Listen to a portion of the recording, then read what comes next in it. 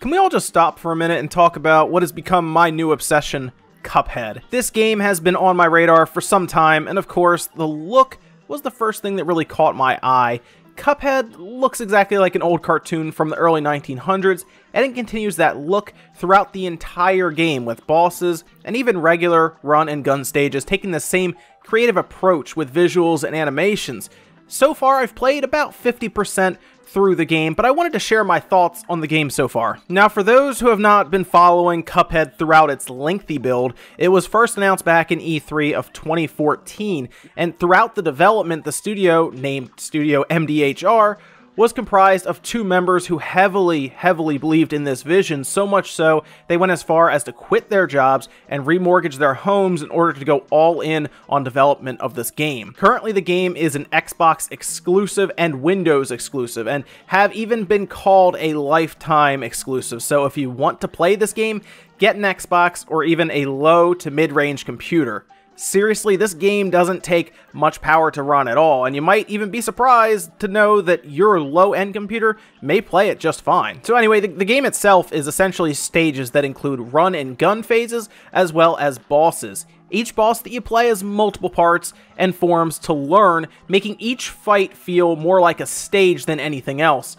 The run and gun stages are not as creative, however they serve the purpose of providing coins. Now these coins are technically currency in the game, and they're used to buy new abilities that can be used in-game depending on how your strategy needs to change. There have been several times where I have changed up my weapons depending on where the boss is on screen.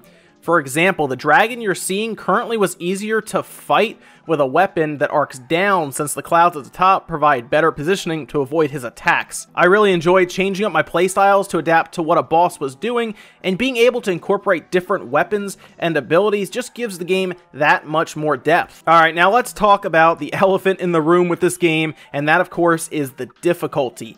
This game is not easy, but it's not meant to be easy. Cuphead is designed to challenge you and even frustrate you, but it's not designed to make you feel cheated. Whenever I died in the game, which was admittedly a lot, I would learn more about the stage or the boss, and I would get better. Eventually, I would learn patterns and get used to what the boss was going to do, and I would slowly conquer that level. Sure, you will restart over and over and over again, and most levels are certainly not meant to be beaten the first time, but man, when you beat a level, the feeling of accomplishment is amazing. I mean, seriously, even though the boss battles only end up being like 2 to 3 minutes, it feels like you're king of the world when you see that knockout animation at the end. If you have not already purchased this game and you enjoy a run and gun platforming challenge, I implore you to go spend the 20 bucks and get your butt kicked for a while. In a world of save points and regenerating health, so few games nowadays push you as hard as Cuphead, and most certainly don't give you the same sense of accomplishment. Well done, Studio MDHR. I'll continue getting destroyed by this game for years to come. Thanks, guys, for watching. This was just a quick impression video for Cuphead. Again, if you do enjoy this, make sure you give it a like, thumbs up, and subscribe for more. Thank you again. I'll see you next time.